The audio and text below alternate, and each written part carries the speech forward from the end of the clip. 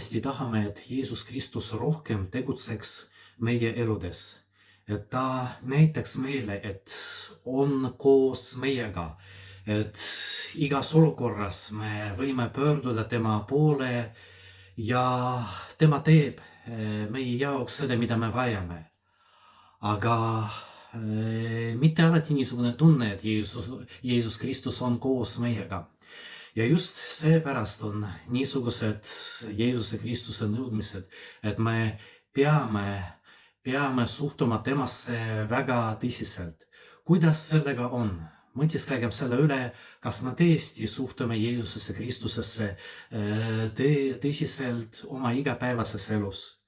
Kui näiteks mina lepin kokku oma ülemusega või teie lepite kokku oma ülemusega kohtumisele, siis ma olen kindel, et te tulete õigel ajal ja see ülemus ei pea ootama teid. Kui me lepime kokku teiste inimestega, kes on väga tähtsad meie jaoks, siis me kindlasti teeme seda, mis meil on vaja. Kuidas on Jeesuse Kristusega? Kas ma alati olen valmis tegema seda, mida ma lubasin Jumalale? Kas ma tulen õigel ajal kohtumisele, palvele, kirikusse?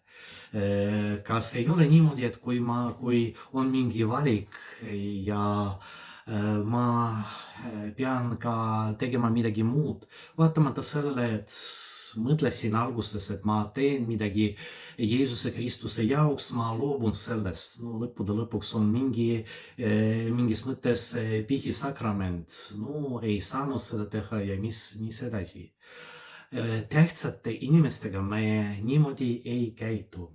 Ja siis on niisugune olukord. No kuidas ma tõeliselt võin suhtuda Jeesusesse Kristusesse ja loota tema peale siis, kui mul on vaja, kui ma palun midagi temalt, kui tõesti on mingi vajadus kriitilises olukorras, kui ma igapäevases elus ei suhtu temasse väga tõsiselt. Kuidas ma suhtuksin mingi inimesesse, kellele ma suhtusin halvasti, mitte tõsiselt igapäevases elus, kas ma võin usaldada teda kriitilises olukorras? Samamoodi on Jeesuse Kristusega.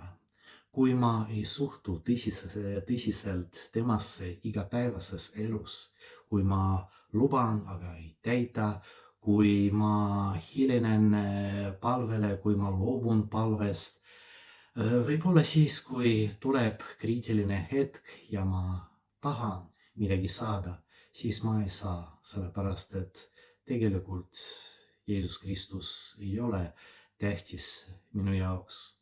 Kindlasti ei ole tähtsam kui ema, isa, poeg, ülemus ja teised inimesed, kes on tähtsam kui Jeesus Kristus, aga nad ei suuda väga palju teha minu jaoks.